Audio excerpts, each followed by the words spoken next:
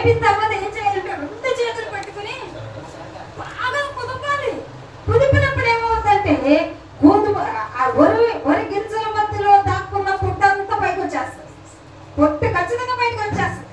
చెరిగినప్పుడు పైకి రాగానే అప్పుడు చాటను పైకి లేపి దాన్ని ఎలా అంటే పొట్టంతా గాలికి ఎగిరిపోతాయి. చాటలో ఏమో ఈ ప్రాసెస్ మనందరికీ దేవుడు కూడా అలాగే చాటను పట్టుకుని ఏం చేస్తున్నాడంటే ఈ పరిస్థితులన్నీ ఎందుకు, ఈ పరిస్థితుల్లో దేవుడు ఎందుకు జోక్యం చేసుకోవట్లా, ఈ పరిస్థితుల్లో ఎందుకు సేవకుల మీద సంఘాల మీద దాడులు, సువార్త ప్రకటిస్తుంటే దాడులు, భయంకరమైన పరిస్థితులు వస్తున్నాయి. ఎందుకు దేవుడు జోక్యం చేసుకోవట్లా, ఎందుకు దేవుడు తీర్పు తీర్చట్లేదు అంటే దేవుని సేవకులారా దేవుడు తన చేతితో చాట పట్టుకుని ఏం చేస్తున్నాడంటే బాగా కుదిపేస్తున్నాడు. ఈ కుదపడం అంటే శ్రమలు, కుదపడం అంటే శోధనలు, శ్రమలు, అనేకమైన ఇబ్బందులు, అనేకమైనటువంటి భయంకరమైన పరిస్థితులు, నిందలు, అవమానాలు, లేనిపోనేటువంటి మరి అనేకమైనటువంటి ఆరోపణలు, వీటన్నిటి ద్వారా దేవుడు తన సేవకుల్ని సంఘాన్ని తన పొలాన్ని కదిపి మరి అలాగా కుదుపుతున్నప్పుడు ఇప్పుడు వరకు గోధుమలు ఎవరో గింజ ఎవరో తెలియదా. ఇప్పుడు ఏమవుతుందంటే ఈ పరిస్థితుల ద్వారా పొట్టు తేలిపోతుంది, పైకి పొట్టు తేలిపోతుంది, పొట్టు ఎవరో తెలిసిపోతుంది. అదే సేవకులేంటి కూడా ఇట్లా చేస్తున్నారేంటి, సేవకులేంటి కూడా ఇలా ప్రవర్తిస్తున్నారేంటి, సేవకుల ఈట కూడా ఇలా మాట్లాడుతున్నారేంటి, సేవకుల ఈట కూడా ఇలా తిరుగుబాటు చేస్తున్నారేంటి, వీరు కూడా ఏంటి ఇట్లాంటి ఒక కార్యాలు చేస్తున్నారు. నువ్వు కేసేస్తే నేను అంతకంటే డబ్బులు అయిందన్న ఎందుకు వెళ్ళిపోతుంది ఇలాంటి పరిస్థితులు అంటే పొట్టు ఎవరు గింజ ఎవరు ఏమైపోతుందంటే చెరుగుతున్నాడు, దేవుడు చెరుగుతున్నాడు. అప్పుడు నాకు చాలా బాధ అనిపించింది, భయం అనిపించింది. ప్రభా పొట్టంతా తేలిపోతే గింజలు ఎవరో తెలిసిపోతాయి, పొట్టంతా తేలబొట్టేస్తాం. అందుకే ఆ డ్యూటీ దేవుడు ఈ సేవకులకి ఇవ్వలేదు, కానీ దేవుడే తీసుకున్నాడు. అది ఎవరికి ఇవ్వడు ఆ డ్యూటీ. ఆయన చెరిగితే ఏ ఒక్క పొట్టు గింజలో దాక్కోలేదు. ఆయన చాట పట్టుకుని చెరగడం ప్రారంభిస్తే ఏ వేషధారి గింజలో దాక్కుని బ్రతకలేడు. ఆయన చెరగడం ప్రారంభిస్తే ఏ లోపం ఉన్న వాళ్ళు గింజలో దాక్కుని బయటికి రాకుండా ఉండలేరు. మూలలో ఉన్న లోపాలు ఉన్న వాళ్ళని ప్రతి ఒక్కరిని దేవుడు చేస్తాడు. నువ్వు పుట్టు అని ప్రపంచానికి రుజువు చేస్తాడు. హల్లెలూయా. ఇప్పుడు వరకు దాక్కో ఉండొచ్చు, ఇప్పుడు వరకు వేషధారంతో ఉండొచ్చు, ఇప్పుడు వరకు మనము కప్పుకుని ఉండొచ్చు, ఇప్పుడు వరకు ఎవరి దగ్గరైనా కవర్ చేసుకుని ఉండొచ్చు, ఇప్పుడు వరకు మేము అలా కాదు అని మనం ఎవరి దగ్గరైనా రుజువు చేసుకుని ప్రూవ్ చేసుకోవచ్చు. కానీ దేవుడు చెరగడం ప్రారంభించాడు అంటే ఎక్కడికి తప్పించుకోలేము. హల్లెలూయా. కనుక దేవుని సేవకులారా ఆయన చెరగడం ప్రారంభించాడు, ఆయన కదపడం ప్రారంభించాడు. ఆయన చేతిలో ఉన్న చాటతో ప్రారంభించబట్టే ఈరోజు గింజ ఎవరో పొట్టు ఎవరని తెలుసుకో ఎవరో మనకి అందుకే దేవుడు అంటున్నాడు ఆత్మ సంగములతో చెప్పుచున్నమాట. నాకు నిజమే అనిపించింది ప్రభా. నేను కూడా దేవుడిని అడిగిన గింజలు అంటే ఎవరు, పొట్టు అంటే ఎవరు, ఎట్లా తెలుస్తుంది, ఎలా తెలుస్తుంది మనం గింజలమా పొట్ట అనేది ఎట్లా తెలుస్తుంది?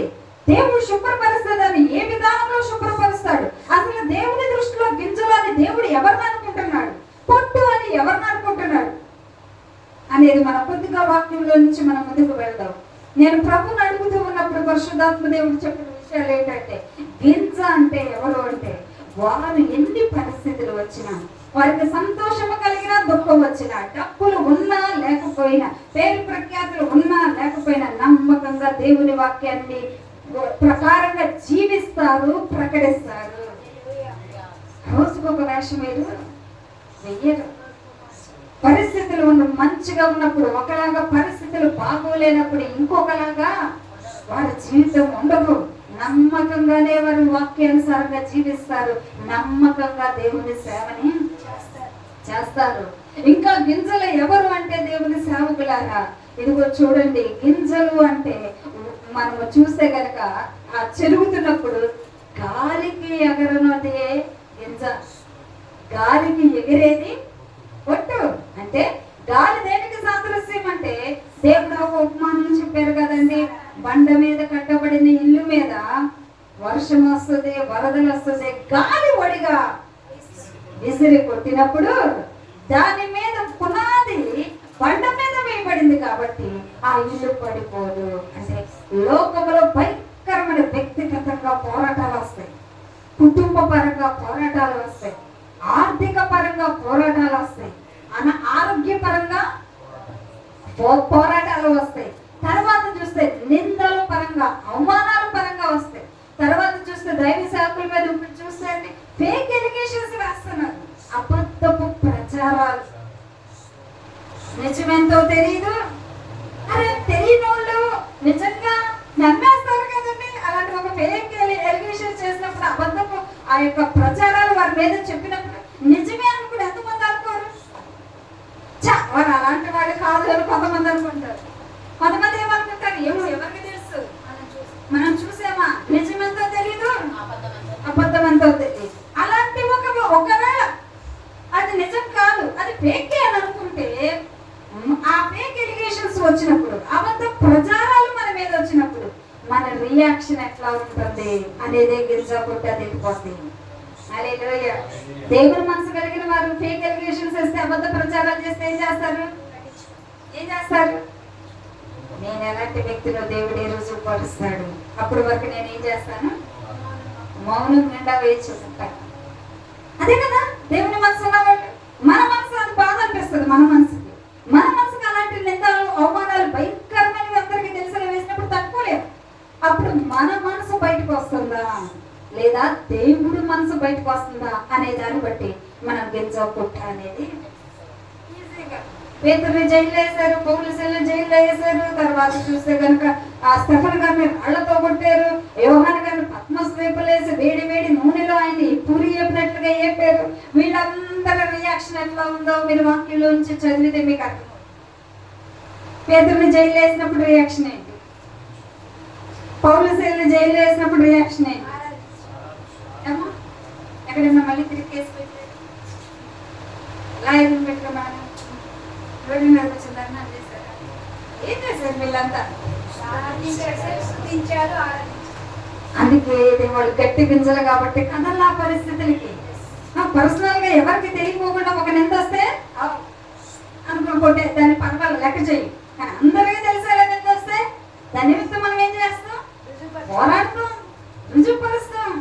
గింజ పుట్ట అనేది దేవుడు ఏం చేస్తున్నాడంటే చెరిగేస్తున్నాడు. అయ్యో వాళ్ళు ఎంత గొప్పగా వాడబడవచ్చు, వాళ్ళు ఇంటర్నేషనల్ స్పీకర్స్ కావచ్చు, మరి ఇంకా ఎన్ని వరాలు ఉన్నవాళ్ళు కావచ్చు, వాక్యం అంతా తెలిసిన జ్ఞానం కలిగిన వారు కావచ్చు, ప్రత్యక్షతలు తెలిసి ఉండొచ్చు, లేదా సమర్పణ కలిగిన వ్యక్తులు కావచ్చు. కానీ అసలు గింజ పుట్ట అనేది మళ్ళీ కదిలించినప్పుడే తెలుస్తుంది. మనలో నుంచి వచ్చే ప్రవర్తన ఎలా ఉంటుంది, మళ్ళీ కదిలించినప్పుడు, మళ్ళీ కుదిపినప్పుడు, మళ్ళీ మీద ఫేక్ ఎలిగేషన్స్ వేసినప్పుడు, మరి లెక్క చేయనప్పుడు, మళ్ళీ పట్టించుకోనప్పుడు మనలో నుంచి ఎలాంటి ఒక క్యారెక్టర్ బయటకు వస్తుందో దాన్ని బట్టే మనం గింజ పొట్ట అనేది అది దేవుడు దాన్ని ప్రజలందరికీ తెలిసేలాగా చెరిగి రుజువుపరచడానికి ఇవన్నీ దేవుడు అనుమతించేశాడు, ఎలా చేసేసాడు. అందుకే దేవుడు పట్టించుకోడు, ఆయనే జరుగుతున్నాడు. ఆయన జరుగుతున్నప్పుడు ఇంకెవరికి మొదలుపెడతాం? చేతిలో చాట్లో ఉన్న పొట్టేళ్ళి చెరిగేటువంటి చేతులకే మొరపెడితే నన్ను విసరొద్దు అంటే ఎవరు తప్పిస్తారు? ఇప్పుడు దేవుడే చక్కడం ప్రారంభించాడు. అయితే మనము చేయాల్సింది ఏంటంటే, మనము పుట్టులాగా ఎగిరిపోతున్నామా, కదిలిపోతున్నామా, కదిలించబడిపోతున్నామా, మనం కూడా దూషిస్తున్నామా, మనం కూడా ద్వేషిస్తున్నామా, మనం కూడా రుజువుపరచుకోవాలని ప్రయత్నం చేస్తున్నామా? వాళ్ళు మీడియాలో కనబడేలాగా చేస్తున్నారు, మనకి కనబడని విధంగా ఉంది. ఏది ఏమైనా జరుగుతుంది వాళ్ళని దేవుడే, జరుగుతుంది మనల్ని దేవుడే. కాకపోతే వాళ్ళు మీడియాలో కనబడుతున్నారు పబ్లిక్ గా, మనమేమో కనబడట్లేదు. కనబడకపోయినా దేవుడే జరుగుతున్నాడు అందరినీ. ఇదివరకు అనుభవించిన శ్రమల కంటే భయంకరమని వచ్చేస్తాయి సంఘాల మీదకి. ఇదివరకే, ఎందుకంటే సంఘములోని దేవుడు రాకల్లో ఎత్తబడే పరిశుద్ధుల గుంపు శ్రమల్లో నుంచే లభిస్తుంది. ప్రకటన గ్రంథంలో ఉంది పరిశుద్ధుల ఓర్పు ఇందులో కనబడింది. ఇప్పుడు ఎంత ఓర్పు ఉంది, ఎంత సహనం ఉందని ఎప్పుడు కనబడింది? శ్రమల్లోనే కనబడింది. చెరుగుతున్నప్పుడే మనం గింజ అయితే కదిలించబడం, అస్సలు కదిలించబడ్డాం. గింజని గాలితో చెరగడం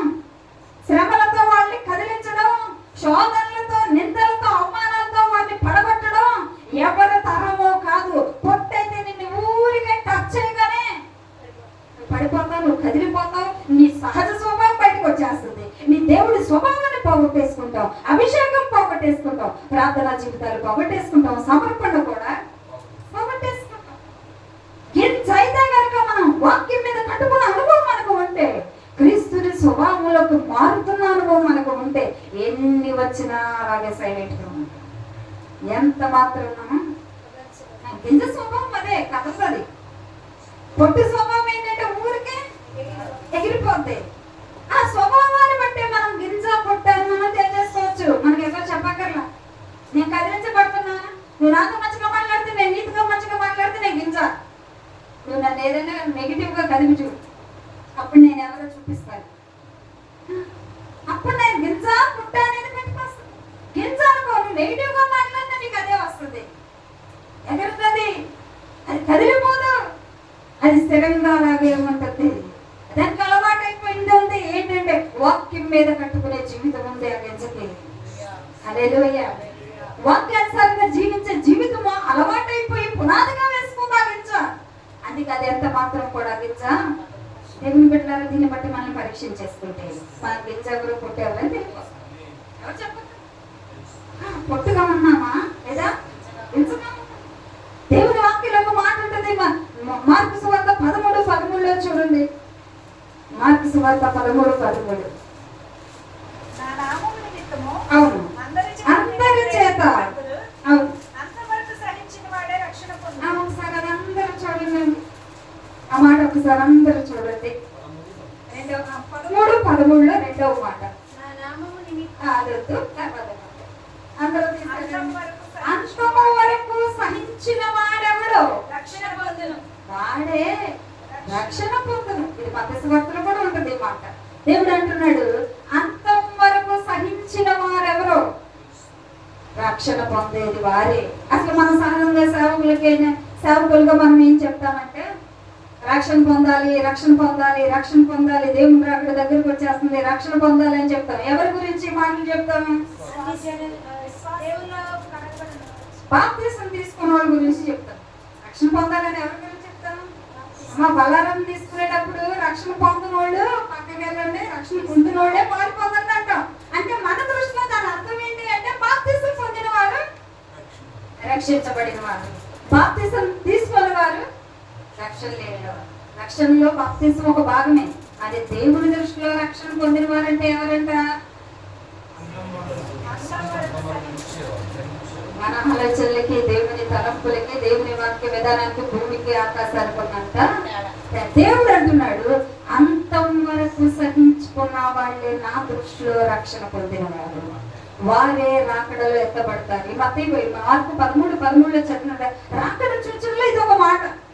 మీరు ఆ అధ్యాయం అంతా చదువుకుంటే మీకు అర్థమవుతుంది. మత్తయి సువార్త 24వ అధ్యాయం అంతా చదువుకుంటే మీకు అర్థమవుతుంది. అందులో ఒక సూచన ఏంటంటే, అందులో దేవుడు చెప్పిన ఒక మాట ఏంటంటే, అంతం వరకు సహించిన వారే రక్షణ పొందుతారు. బాప్తిసం పొందిన వారు కాదు, బలారాధనలో పాలు పొందుతున్న వారు కాదు, వాక్యం చెప్తున్నందుకు కాదు, పాటలు పాడుతున్నందుకు కాదు, ప్రార్థన చేస్తున్నందుకు కాదు, ఉపవాసం ఉంటున్నందుకు కాదు, అంతము వరకు. కొంతమంది ఇలా చెప్పడం నేను మనం భరించుకోవాలి, సహించుకోవాలి పరిస్థితులు అంటే. నేను చాలా వచ్చుకున్నాను, చాలా మంది సమాధానం చెప్పడం నేను విన్నాను. నేను చాలా వచ్చుకున్నప్పుడు వరకు. ఎంత వచ్చుకున్నారంటే, నేను చాలా వచ్చుకున్నా. మరి దేవుడు ఎంత వచ్చుకోమన్నాడు? చాలా అన్నాడా? వాక్యం ఏముంది? మనం చాలా, మన వాక్యము, నేను రాసుకున్న వాక్యం అయితే నేను చాలా భరించాను. కానీ దేవుడు రాసిన వాక్యం ఏంటి? అంతము వరకు. అది రాకడ వరకైనా కావచ్చు, మన జీవితంలో చచ్చిపోయే వారి రోజు వరకు కూడా సహించిన వారే రక్షణ పొంది పరలోకం వెళ్తారు. సహించిన వారే అంతవరకు రాకడలో ఎత్తబడతారని వాక్యం. ఇక్కడ సాధ్యం కాక మాకంటూ ఒక పేరు ప్రఖ్యాతులు ప్రపంచం అంతా వచ్చేసిన తర్వాత ఇప్పుడు మమ్మల్ని ప్యాడ్ చేస్తే ఆ పేరు ప్రఖ్యాతులు, నేమ్ ఫేమ్ అంతా ఏమైపోద్దంటే కొలాప్స్ అయిపోద్ది, కొలగొట్టబడిపోద్ది, నాశనం అయిపోద్ది. అందుకే ఇప్పుడు మేము సహించుకోము, అందుకే ఇప్పుడు మేము భరించుకోము. ఇప్పటి వరకు మేము చాలా భరించాం, ఇప్పటి వరకు మేము చాలా సహించాం. కానీ మా పేరు ప్రఖ్యాతులు ప్రపంచానికి తెలిసిన తర్వాత మాత్రం మేము భరించాం, సహించాం. మేము కూడా పోరాటం చేస్తాం, మేము కూడా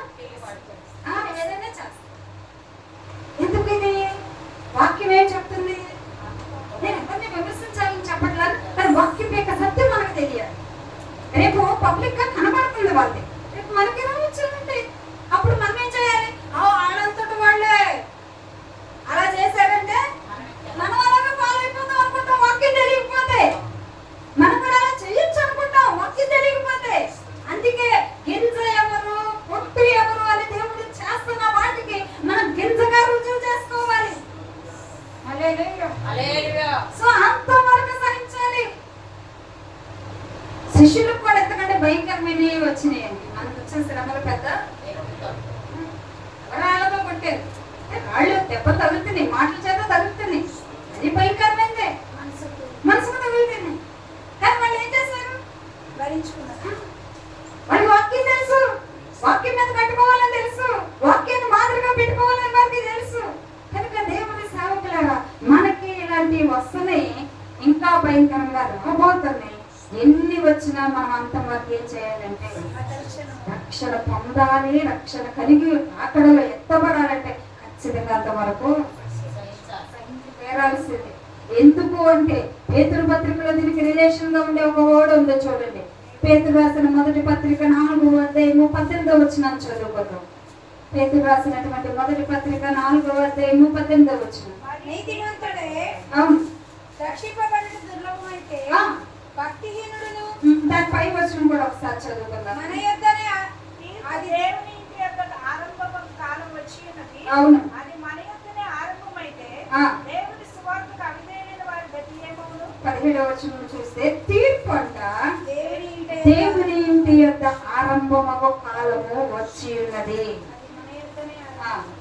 దేవుడి తీర్పు అంట ఎక్కడ స్టార్ట్ అవుతుందంటే దేవుని ఇంటి నుంచి, అంటే దేవుని యొక్క బిడ్డల నుంచి, సంఘాల నుంచి స్టార్ట్ అవుతుందంట తీర్పు.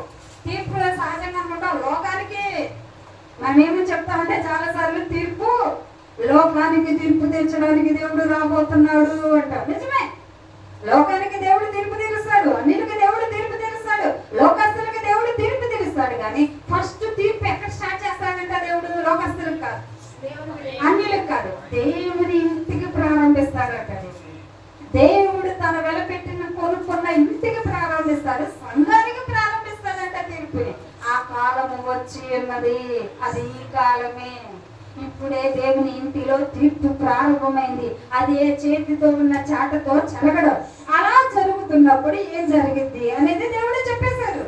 అది మన యొద్దనే ఆరంభమైతే దేవుని సువార్తకు అవిధేయులైన వారి గతి ఏమవును అని చెప్తూ 18వ వచనంలో అంటున్నారు. మరియు తీర్పు స్టార్ట్ అయినప్పుడు అంట ఏం జరుగుద్దంటే నీతిమంతుడే నిలబడుట, నీతిమంతుడే రక్షించబడడం. అసలు రక్షించబడిన లేదా నీతిమంతులు కదా? పరిశుద్ధులు ఎవరు? నీతిమంతులు ఎవరు? రక్షించబడినోళ్లే కదా, అవునా కదా? మరి ఇక్కడ దేవుడు అంటున్నాడు రక్షించబడిన నీతిమంతులే రక్షించబడడం కష్టం అంటే మరి ఇదేంటి? రక్షించబడినా కూడా మళ్ళీ పాపం. మరి పడిపోయేవాళ్ళు దేవుడు అంటున్నాడు నీతిమంతుడే రక్షించబడ్డ దుర్లభం. దుర్లభం అంటే కష్టం, చాలా హార్డ్, వెరీ హార్డ్, అసాధ్యం ఒక రకంగా. ఎవరు రక్షించబడ్డం? వాళ్ళే రక్షించబడిపోతే మిగతా వాళ్ళ దగ్గర అదే మళ్ళీ కంటిన్యూ చేస్తూ అంటున్నారు. వాళ్ళే రక్షించబడడం కష్టం అయితే భక్తిహీనులు పాపులు ఎక్కడ నిలుస్తారు ఇంకా దేవుడి తీర్పులో? చాలు చాలు. దేవుడి వాక్యం ఏమంటుందంటే తీర్పు దేవుని ఇంటి నుండి ప్రారంభమైంది. ప్రారంభింపబడినప్పుడు నీతిమంతులు రక్షించబడడం కష్టం, వాళ్ళే నిలబడడం కష్టమైతే ఇంకో కేటగిరీ ఇద్దరు ఉన్నారు, 2 గ్రూప్, మొత్తం 3 గ్రూపులు. ఒకటి నీతిమంతుల గ్రూపు, భక్తిహీనుల గ్రూపు, పాపుల గ్రూపు. మొత్తం అందరి మీదకి తీర్పు వస్తుంది, మొత్తం అందరి మీదకి తీర్పు వస్తుంది. అయితే ఈ 3 గ్రూపుల మీద దేవుడు తీర్పు వచ్చినప్పుడు నీతిమంతులు నిలబడడం కష్టమైపోతుంది. భక్తిహీనులు అసలు ఇక వాళ్ళ గురించి చెప్పక్కర్లా, వాళ్ళకి ఎక్కడ నిలుస్తారు అన్నాడు. పాపులు ఎక్కడ నిలుస్తారు? ఇప్పుడు భక్తిహీనులు ఎవరో, పాపులే, నీతిమంతులు ఎవరు? ఈ 3 గ్రూపుల గురించి కొద్దిగా చెప్పి ఈ 3 గ్రూపుల్లో మనం ఎక్కడ ఉన్నాము, ఈ 3 గ్రూపుల్లో ఏ గ్రూపులో ఉంటే మనము రక్షించబడతాము, అసలు ఈ 3 గ్రూపులో ఉండొచ్చా లేదా ఇంతకు మించిన ఇంకొక గ్రూప్ ఏమన్నా ఉందా అందులో ఉండాలా అనేది నేను చెప్పి ముగించేస్తాను. ఒకటి నీతిమంతులు, కానీ వీళ్ళు కూడా రాకల్లో తీర్పు వచ్చినప్పుడు, రాకల్లో కాదు సారీ, దేవుడు తీర్పు ప్రారంభించినప్పుడు నేను రక్షించబడ్డం కష్టమైంది. ఈ గ్రూప్ గురించి మాట్లాడుకునే ముందు ఆ 2 గ్రూప్ గురించి మాట్లాడితేనే ఇది అర్థమవుతుంది మనకి. సెకండ్ గ్రూప్ ఎవరు అంటే భక్తిహీనులు. వీరే భక్తిహీనులు అంటే ఎవరు? భక్తిహీనులు ఎవరంటే సరిగా భక్తి చేయను. భక్తిహీనులు ఎవరంటే వీళ్ళకి భక్తి తెలుసు, వీళ్ళకి ప్రార్థన తెలుసు, వీళ్ళకి వాక్యం తెలుసు, అన్నీ తెలుసు, వీళ్ళకి భక్తి తెలుసు. కానీ భక్తిలో వీళ్ళకి ఏముందంటే హీనత ఉంది. మీకు రక్తహీనత గురించి విన్నారు కండి. రక్తహీనత ఉంది వేళలో అంటారు. డాక్టర్ కాబట్టి అంటే రక్తం లేదా వాళ్ళ ఇంట్లో ఒక చుక్క కూడా అని అవునా? కొంచెం కాదనా రక్తహీనత ఉంది అంటే రక్తం తగ్గింది అంటే రక్తం లేదనా? ఉంది. రక్తం ఉంది కానీ సరిపడలేదు. అది ఇందాక నుంచి అడిగేది అది రక్తం ఉంది వాళ్ళ బాడీలో మరి ఒక చుక్క కూడా రక్తం లేదని కాదు, ఉంది. అది బాడీకి కావాల్సిన ఒక పర్సంటేజ్ ఉంటుంది, అది లేదు. అందుకని ఏమంటాము రక్తహీనత ఉంది మీకు బ్లడ్ పట్టేన్ని బాగా రక్తం లేదని కాదు, రక్తం ఉంది కానీ తగ్గింది. ఉండాల్సిన పర్సంటేజ్ కంటే తక్కువగా ఉంది. తక్కువగా ఉంది కాబట్టి మీకు రోగాలన్నీ కూడా కాబట్టి మీకు రక్తహీనత ఉంది. ఇప్పుడంటే బ్లడ్ పర్సంటేజ్ తగ్గని ఇంగ్లీష్ మాట్లాడేస్తున్నాండి. ఒకప్పుడు రక్తహీనత అండి అనేవాడు. అదొక భక్తిహీనత అంటే భక్తి ఉంది, భక్తి ఉంది కానీ రాకడలో రక్షించబడే అంత భక్తి లేదు. ప్రార్థన ఉంది, రాకడలో ఎత్తబడే అంత ప్రార్థన లేదు. పరిశుద్ధత ఉంది, రాకడలో ఎత్తబడే అంత లేదు. సమర్పణ ఉంది, రాకడలో ఎత్తబడే అంత లేదు. వాక్యానుసారమైన జీవితం ఉంది, రాకడలో ఎత్తబడే అంత లేదు. అభిషేకం ఉంది, రాకడలో రక్షించబడే అంత లేదు. వీళ్ళని ఎవరు అంటారంటే భక్తిహీనులు. అంటే వీళ్ళు ఇప్పుడు మనకి ఏ కేటగిరీలో ఉన్నామా ఎవరు చెప్పండి? మన పర్సంటేజ్ మనకి తెలిసిపోతుంది. రాకళ్ళు ఎత్తబడేంత భక్తి ఉందా? రాకళ్ళు ఎత్తబడే ప్రార్థన ఉందా? ప్రార్థన ఉంది. ఎక్కడ ప్రార్థన చేయకుండా ఉండిట్లా, వాక్యం చదవకుండా ఉండిట్లా, సమర్పణ లేకుండా లేము, అభిషేకం లేకుండా లేము, అన్ని సాక్ష్యం లేకుండా లేము. కానీ రాకడలో రక్షించబడే అంత మనలో లేకపోతే వాడు భక్తిహీనులు. వాళ్ళు నిలబడడం కష్టం. నిలబడడం కష్టం కాదు, నిలబడరు. వాక్యం చెప్తుంది వాళ్ళు ఎక్కడ నిలుస్తారు. దేవుడే అంటున్నాడు ఎక్కడ నిలుస్తావని నీ భక్తి. రాకడలో రక్షించబడడానికి ఎక్కడ నిలవగలుగుతుంది నీ భక్తి? నీ భక్తిహీనత ఎక్కడ నిలబడగలిగింది? దేవుడు ప్రశ్నిస్తున్నాడు. పాపులు అంటే వీళ్ళు పక్కన వాళ్ళు వీళ్ళ గురించి అసలు మాట్లాడుకోవాల్సిన అవసరం. ఎందుకు ప్రార్థనకు వస్తారో తెలియదు, ఎందుకు వెళ్తారో కూడా తెలియదు. మనం మార్చలేము. వీళ్ళు నిలబడలేరు, వీళ్ళతో పాటు భక్తిహీనులు కూడా నిలబడలేరు. ఈ రెండు గ్రూపుల్లో ఏ గ్రూప్ లో మనం ఉన్నా ఇక్కడ ఆకలి ఎత్తపడడం అనేది 100% కష్టం. 1% కూడా ఛాన్స్ లేదు. సో ఈ రెండు గ్రూపుల వాళ్ళు ఎత్తపడరు. ఇప్పుడు నీతి మంత్రుల దగ్గరికి వచ్చేద్దాం. నీతి మంత్రులు అంటే ఎవరు అంటే వీరు నీతిగా జీవిస్తున్నారు, వీరు పరిశుద్ధత కలిగి జీవిస్తున్నారు, వీరు ప్రార్థన కలిగి జీవిస్తున్నారు, వీరు సమర్పణ కలిగి జీవిస్తున్నారు, వీరు వాక్యానుసారంగా జీవిస్తున్నారు. కానీ వీరి శక్తికి మించి శ్రమలు శోధనలో ఉంచినప్పుడు కదిలిపోతారు. వీరి క్రీస్తు స్వభావాన్ని కనపరచరు.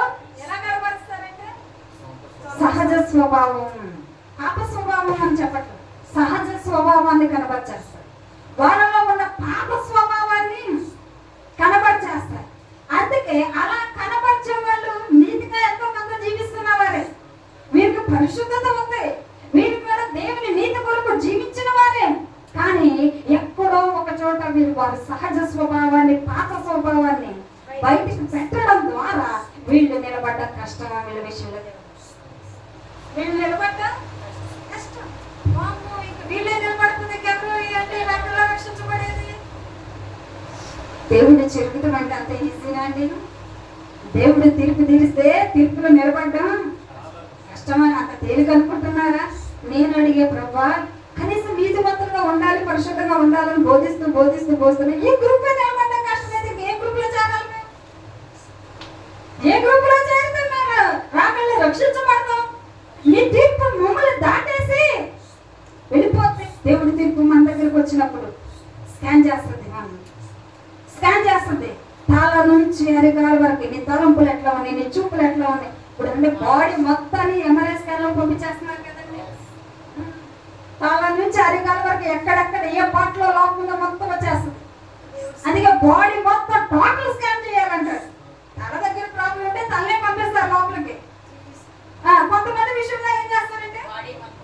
బాడీ మొత్తం మిషన్లోకి పంపించేసేది. ఎక్కడెక్కడ ఏ లోపం ఉందా ఇక దాగా మొత్తం బయటకు వచ్చేస్తుంది. దేవుడి తీర్పు మన తల నుంచి అరికాల వరకే స్కాన్ చేసే స్కానర్ అది. వచ్చినప్పుడు ఎక్కడ తప్పించుకుంటామండి? ఇప్పుడు తలంపులను దాచగలుగుతున్నాం. మనం మాట్లాడే మాటలు ఎవరు వింటలా, మనం చూసే ఎవరు చూడట్లా, మనం వినే ఎవరు చూడట్లా. మన క్రియలు ఎక్కడికి వెళ్తున్నామో, మనం పడుకుంటున్నామా, ప్రార్థన చేస్తున్నామా, ఉపవాసం ఉన్నామా, తింటున్నామా, ఉదయకాలం లభిస్తున్నావా, లేకట్లేదా, వాకింగ్ పట్టుకుంటున్నావా, ఫోన్ పట్టుకుంటున్నావా, ఇవన్నీ దేవుని యొక్క తీర్పు స్కాన్ చేసేస్తుంది.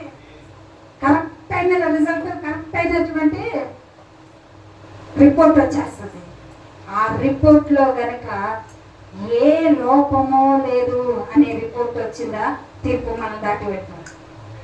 లేదు అంటే ఏమవుతుందంటే మనం కూడా పక్కకి వెళ్ళాల్సింది. అపవిత్రమైనది ఏది మనం అనుకుంటున్నాం ఈ చిన్నవి మనుషులు కాదండి, సహజంగా చిన్నవి ఉంటాయి. ఈ చిన్న లోపాలు అంటే అప్పుడప్పుడు అట్లా మాటలు తొట్టుతావు, అప్పుడప్పుడు ఇట్లా చూస్తావు, అప్పుడప్పుడు జరుగుతాయి. మనుషులు ఎంతైనా మనం అలాంటి నీతిని పోగొట్టేసుకున్నామేంటి, అలాంటి పరిశుద్ధతను పూర్తిగా వదిలేసామేంటి, అలాంటి భక్తిని పూర్తిగా పడగొట్టేసుకున్నామేంటి? లేదు, అప్పుడప్పుడు జరుగుతుంది. అంత మాత్రాన తీర్పు మనం అయితే వచ్చేస్తుందా అనే భక్తులు ఇప్పటి వరకు జీవించాము. కానీ తీర్పు ఇలాంటి నీతి మంత్రులు కూడా వదలదు. నీతి మంత్రి దేవుడి తీర్పు దేవదూతల్లోనే లోపాలు అనుకుంటున్నాడంట.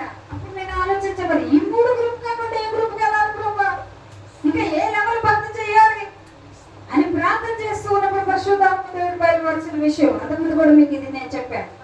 ఒక వ్యక్తి వచ్చి దేవుని దగ్గరికి వచ్చి చాలా దేవుని ఎందుకు భయభక్తులు కలిగి ఉన్నాడంట. చిన్ననాటి నుంచి దేవుని దగ్గరికి వచ్చి నిత్య జీవం పొందడానికి సద్బోధకుడా నేనేం చేయాలి, నాకు పరలోక రాజ్యం కాదు, నేను చిన్నప్పటి నుంచి భక్తి చేస్తున్నా, మోషే చెప్పిన 10 ఆజ్ఞలు చిన్ననాటి నుంచే నేను గైకొంటున్నాను, ఇవి సరిపోతాయి ఆ పరలోక రాజ్యానికి వెళ్ళడానికి, నేను ఇంకా ఏమన్నా చెయ్యాలా అంటే అప్పుడు దేవుడు అన్నాడు, నేను ఆజ్ఞలు ఉన్నాయి కదా, నేను సరిపోతా, చిన్నప్పటి నుంచే చేస్తున్నా. ఓకే, దేవుడి తీర్పు స్కాన్ చేసింది. Okay, perfect. చిన్నప్పటి నుంచి 10 ఆజ్ఞలు నువ్వేం చేస్తున్నామంటే గైకొన్నాం. అయితే నా తీర్పు స్కానర్ లో ఒక లోపం వచ్చింది నీ రిపోర్ట్ లో అన్నది. ఏంటి ప్రభు చెప్పేసే అది కూడా నేను సరి చేసుకుంటా అంటే ఎవరికి యేసు ప్రభుకి తెలియదు అనుకున్నాడు. నీకు చాలా ఆస్తుంది అని రిపోర్ట్ లో వచ్చింది. ఏమని వచ్చిందంటే రిపోర్ట్ లో చాలా ఆస్తుంది, మనిషికి ఉండవలసిన దానికంటే కూడా చాలా ఆస్తి ఉంది. ఆస్తి ఉండడం తప్పేమి కాదు, కానీ నువ్వు నిజంగా పరలోకలు కానీ ఆస్తిని ఆధారం చేసుకుని ఆస్తిని కాపాడుకోవడం కోసం ఆస్తి మీదే ప్రాణం పెట్టుకుని ఆస్తి మీదే మనసు పెట్టుకుని అతని మనసు చాలా వరకు ఆస్తి మీద ఉండిపోయింది. అయితే నీకు పరలోకం కావాలా ఆస్తి కావాలా అని ఒక రిపోర్ట్ తేలాల్సి ఉన్నది. చేస్తా స్కానింగ్ లైన్లో ఉండాలి. సరే అప్పుడు అన్నాడు, నీ ఆస్తిని నువ్వేం చేయాలంటే అమ్మేసే, ఎంత డబ్బు వస్తాయి నీకున్న కార్లు, బంగారం, ఇల్లు, పాలు మొత్తం అమ్మి పడేసి అమ్మేసి వెళ్ళిపోయి పేదలకు ఇచ్చేసి మొత్తం పంచి పెట్టేసి వచ్చి నన్ను వెంబడించు. ఈ ఒక్క లోపం నీ స్కానింగ్ లో ఉంది, ఈ రిపోర్ట్ సరిపోయిందా, నువ్వు పరలోకం వెళ్ళిపోతావు. 100 రూపాయలు, 10,000, 1,00,000 రూపాయలు, 5 లక్షలు, 10 లేదా 1 కోటి రూపాయల ఆస్తి అయితే ఈజీగా చేసేవాడు. మిగులు ఆస్తి అంట వాక్యంలో ఉంది. ఏ ఆస్తి అంటే అస్సలు లెక్క పెట్టలేనంత ఆస్తి ఉంది. అది ఒక్కసారికే 1 గంటలోనూ 1 రోజులోనూ పేదవాళ్ళకి ఇచ్చేసి వచ్చేయడం అంటే అంత ఈజీనే. అది ఇవ్వకపోతే నువ్వు నరకానికి వెళ్ళిపోతావు అంటే అంత కష్టమైనవి చెప్పొద్దు ప్రభు, అంత కష్టమైనవి చెప్పొద్దానే. అప్పుడు వెనక్కి తిరిగి బాధపడుకుంటే వెళ్ళిపోయాడు. అమ్మో, పరలోక రాజ్యం వెళ్ళాలంటే ఏం చేయాలి? ఆజ్ఞలు ఒకటే నీతిగా ఉంటే సరిపోదంట, పరిశుద్ధంగా ఉంటే సరిపోదంట, భక్తిగా ఉంటే సరిపోదంట, అంతకు మించింది ఏదో చెయ్యాలంట. అది మనకి కష్టం అని బాధపడుకుంటే అయిపోతే ఇక్కడ ఉన్న శిష్యులకి దాడి వచ్చేసింది. అమ్మో, మేము ఇంకా చిన్నప్పటి నుంచి ఆజ్ఞలు పాటించడం, ఇంకా మాకు భయం ఉంది, మాకు అబద్ధాలు ఉన్నాయి, మాకు ఇంకా ఉన్నాయి, వాయిదే వెళ్ళిపోతే పరలోకం అయితే రక్షించబడ్డం కష్టం అని పేతురు గారికి డౌట్ వచ్చేసింది. డౌట్ వచ్చిందంటే ఆయన అసలు నోట్లో మాట అస్సలు దాగదో, దాచుకోలేడు, అడిగేయాలి కడిగేయాలి అంతే, అస్సలు దాచుకునే లక్షణం లేదు. అందుకని ఎందుకు ఎవరికి వచ్చిందా లేదా మీకెవరు వచ్చిందా డౌట్ పక్కన కూడా అడగల, ముందు నేను అడిగేయాలి, కడుపులోకి బయటకు వచ్చేయాలంతే. వచ్చేసింది. ప్రభా అట్లయితే ఎవరు రక్షణ పొందుతారు? చాలా కష్టం. అట్లయితే ఎవరు రక్షణ పొందుతారు అంటే అప్పుడు దేవుడు అన్నాడు, మనుషులకి ఇవి అసాధ్యంగానే నాతో కలిసి జీవిస్తే అన్ని వదిలేసేయడం మనకు సాధ్యమవుతుంది. ఏదైనా వదిలేయడం సాధ్యమైపోతాయి. మన దేవుడితో మనకు సంబంధం ఉంటే అన్ని సాధ్యమైపోతాయి. పరలోక రాజ్యం యొక్క విలువ తెలిస్తే ఒక వ్యక్తి ఇదే పరలోక రాజ్యం గురించి ఉపమానం చెప్తూ దేవుడు అన్నాడు, ఒక వ్యక్తి పొలం దున్నుతున్నాడు. పొలం దున్నుతా ఉంటే నాగలికి ముందు అసలు అప్పుడు దాకా సాఫ్ట్గా వెళ్ళిపోయింది. పొలంలో ఒక చోటకు వచ్చే నాగలి కదులుతుంది. ఏంటి కదులుతులేదని ఎందుకున్నా టప్పు టప్పు అని తగులుతుంది. అక్కడ ఆపి తవ్వి చూస్తే అందులో పెద్ద లంకి బిందులు దొరికినాయి. పెద్ద లంకి బిందులు దొరికినాయి.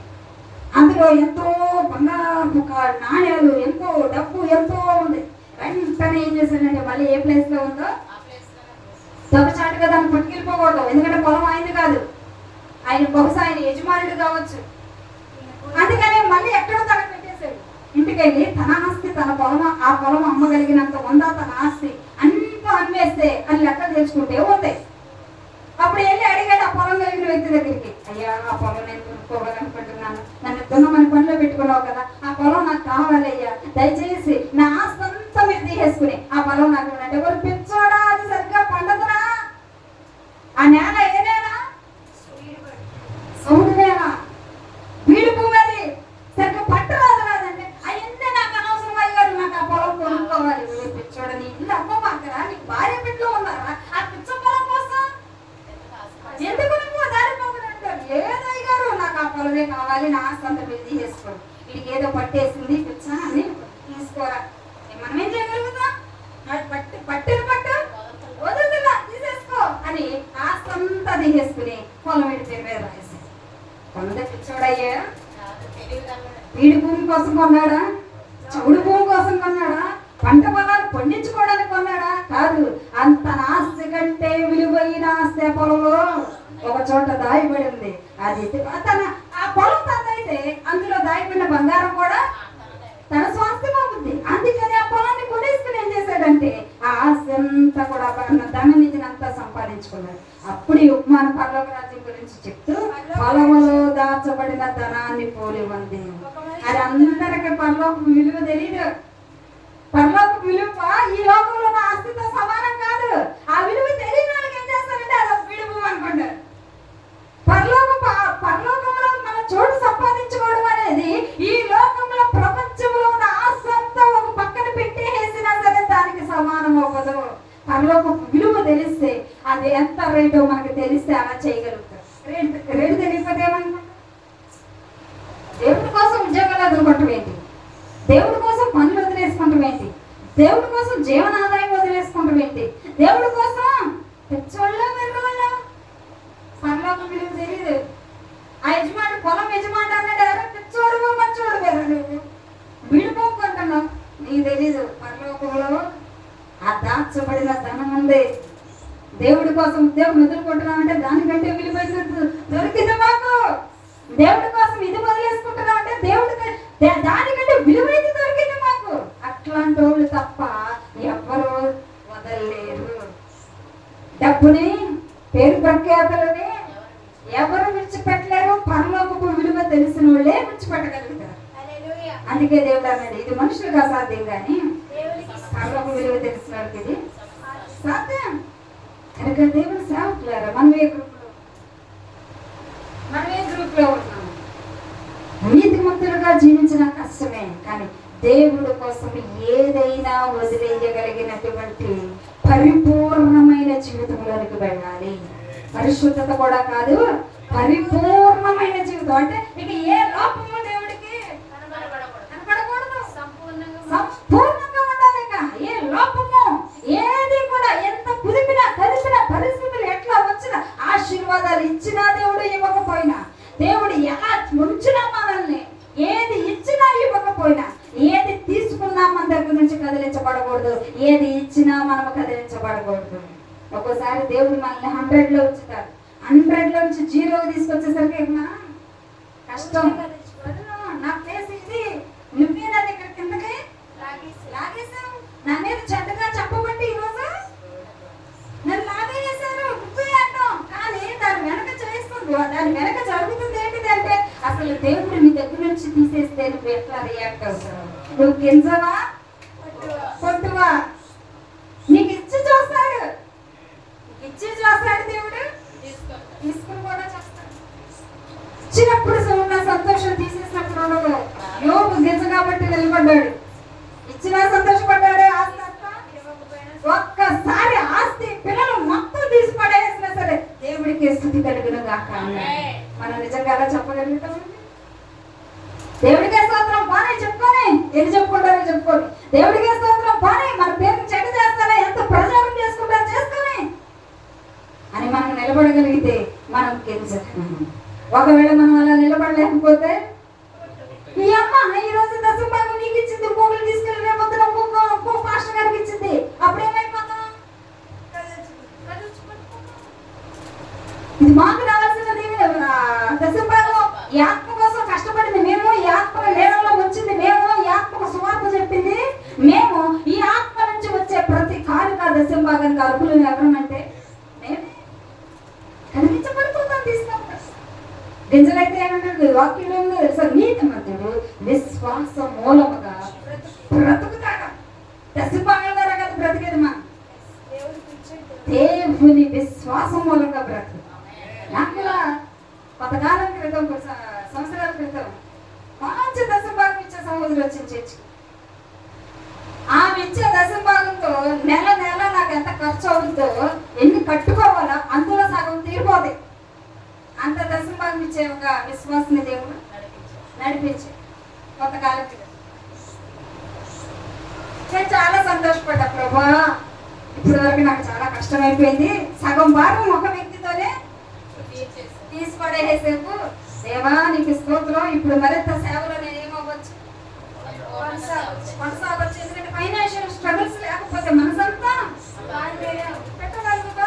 నాకు చాలా భారం తగ్గించేసావు, మరింత కష్టపడుతుంటే అబ్బా నెల గడిచిపోతుంది. అట్లా నాకు డబ్బుల గురించి చీకు, ఇది కట్టాలి, ఈ నెల ఈ రోజు ఇది అరిపించేసరికి ఇది కట్టాలని చీకు చింత ఏమీ లేదు. మొత్తం సరిపోతూనే మిగులుతున్నాయి. ఇంకా నాకు అంత చక్కగా సమృద్ధిగా వెళ్ళిపోతుంది. వెళ్ళిపోతున్న సమయంలో సడన్ గా ఏం జరిగిందో తెలుసు, డిషం ఏం జరిగిందో తెలియదు. మొత్తానికి సడన్ గా అయిపోయిన తర్వాత ఇప్పుడు నాకు సగం డబ్బులు మళ్ళీ ఎవరిస్తారు? నాకు నెల కట్టే వాటిలో సగం పేమెంట్ ఎవరు కడతారు? చాలా బాధ వచ్చేసింది. ప్రభు సన్నిధిలో ప్రార్థన చేయడం మొదలు పెట్టాను. ఎట్లా నా పోషకుడు నీవే. అప్పుడు దేవుడు అంటారు మొదలు పెట్టాడు ఏమనంటే, సొర చెట్టుని యోనా కోసం ఎంత టైం పెట్టా నేను అన్నాడు. ఒక పూట ఎంట్లో బాగా అలసిపోయాడని అప్పటికప్పుడే రాత్రే చెట్టు మొలిసింది.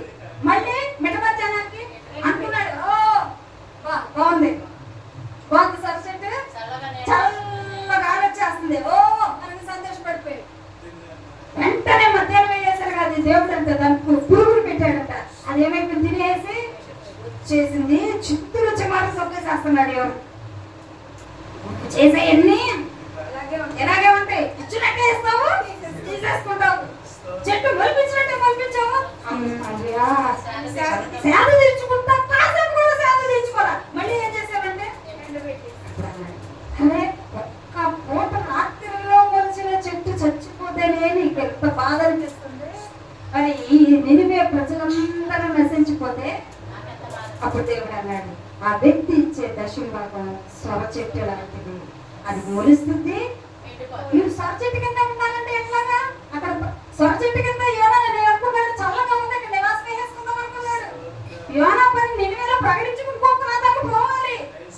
అప్పుడు దేవుడు అన్నాడు, నువ్వు సొర చెట్టు కింద ఉండిపోతే ఎట్లాగా? సొర చెట్టుల్ని ఆధారం చేసుకుంటే నీకు అంజూరపు చెట్లు ఎలా దక్కుతాయి? హల్లెలూయా.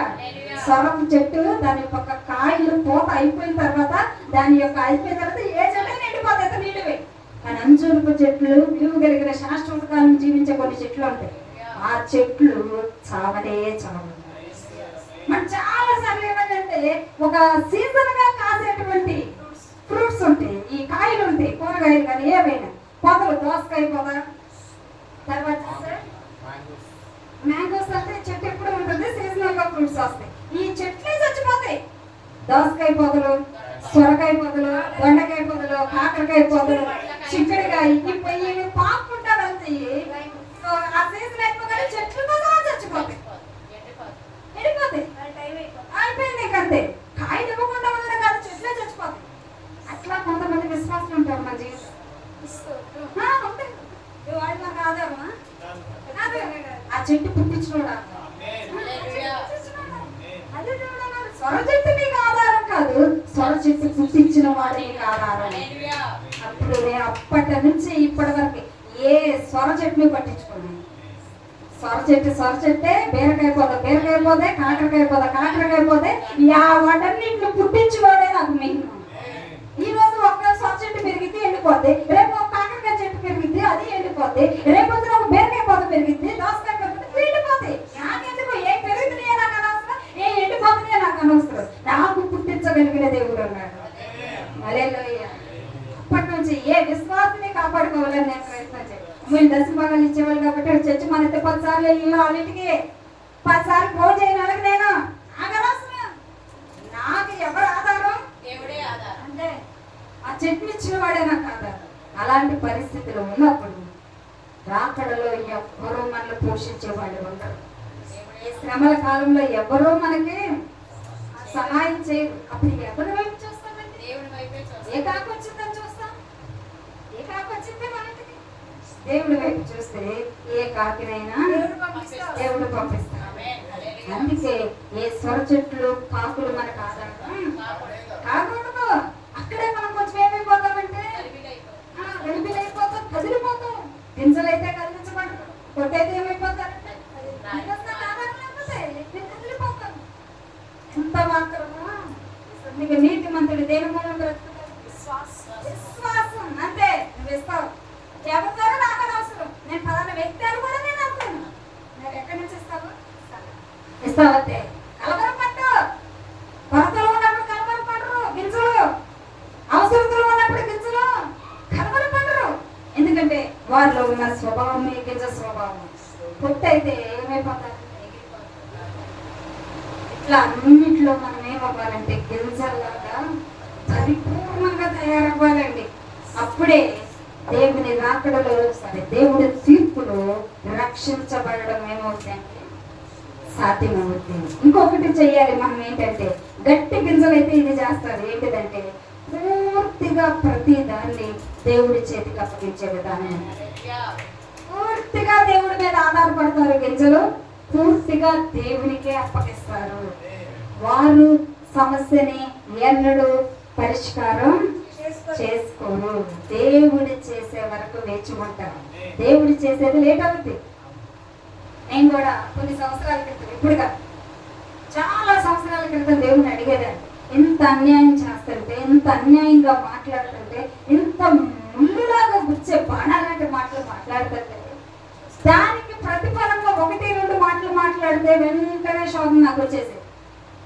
వాళ్ళు 100 మాట్లాడు, వాళ్ళకి మాత్రం అస్సలు రాదు, ఏమీ ఉండదు. ఇది నాకు ఒక అర్థం కాని ఒక మర్మంగా ఉండిపోయింది కొన్ని సంవత్సరాల క్రితం. దేవుడు చూడట్లేదా? దేవుడు చూడట్లేదా అంటే చూస్తున్నాడు. కానీ ఎందుకు మనం ఒక మాట మాట్లాడితే, నేను ఎప్పుడైనా బాధ అనిపించి మాట్లాడితే నా ఫోన్ కింద పడిపోయి నాకే 4,000 ఖర్చు అయ్యి, అవతల వ్యక్తి మాత్రం నిబ్బరం ఏది జరగదు, కానీ నాకు మాత్రం వెంటనే నష్టం కలిగింది. ఇది నాకు అసలు అర్థం కాని దేవుడి తీర్పు. చాలా బాధపడేదాన్ని. కొన్ని సంవత్సరాల తర్వాత దేవుడి దీని గురించి నాకు తెలియజేశాడు. ఇట్లాగే నేను పోరాడుతుంటే బైబిల్ గ్రంథంలో కూడా మేబీ కోరేష్ అనుకుంటా, గుర్తులేదా సరిగా, ఇతను కూడా నీతిమంతులేమో బాధపడ్డాము, భక్తిహీనులు నానాటికి అభివృద్ధి పొందడం చూసి అది అతని హృదయంలో వ్యసనం అయిపోయిందంట. చాలా బాధ వచ్చేసిందంట. ఇదేంటో అని దేవుడి సన్నిధికి వెళ్ళి అడుగుదామని ప్రార్థన చేస్తాడు. దేవుడు నిశ్చయంగా వాళ్ళ కాలు జారే చోటే ఉన్నారు అని చెప్తే అప్పుడు ఆయన ఒక మాట రాశాడు. ఏమనంటే, ఆకాశమందు నీవు తప్ప ఈ లోకంలో ఏది నాకు అయ్యో నేను ఏదో అనుకున్నా వీళ్ళు వర్దిల్లుతుంటే భక్తి చేయకపోయినా వర్దిల్లిపోతున్నారు, భక్తి చేయకపోయినా వీళ్ళకి అన్ని జరుగుతున్నాయి అద్భుతాలు, కానీ నాకేమి జరగట్లేదు అనుకున్నాను. కానీ తెలిసింది చివరికి నాకు అందుకే నువ్వు తప్ప ఈ లోకంలో. ఇది నేను ప్రార్థన చేస్తున్నప్పుడు పరిశుద్ధాత్మ దేవుడు అది నాకు చాలా కాలం తర్వాత బయలుపరిచాడు ఈ విషయం. ఏంటిది అంటే మా అమ్మాయి నా కొడుకు నా కూతురు విషయమే దేవుడు ఒక ఉపమానంగా చెప్పాడు. మా అమ్మాయికి మా అబ్బాయికి మధ్యన 10 సంవత్సరాల గ్యాప్. మా అబ్బాయి ఏమో ఫస్ట్ పుట్టాడు, వాడు పుట్టిన 10 సంవత్సరాలకి మా అమ్మాయి పుట్టింది. 10 సంవత్సరాల గ్యాప్ వచ్చింది వీళ్ళిద్దరి మధ్య. 10 సంవత్సరాల గ్యాప్ వచ్చినప్పుడు ఈ పిల్ల చిన్నపిల్ల కూడా తెలియక చిన్నపిల్ల సహజంగా వాళ్ళు ఏదైనా కొట్టారా లేదా వాళ్ళకి ఏదైనా వెళ్ళి చుట్టుపట్టు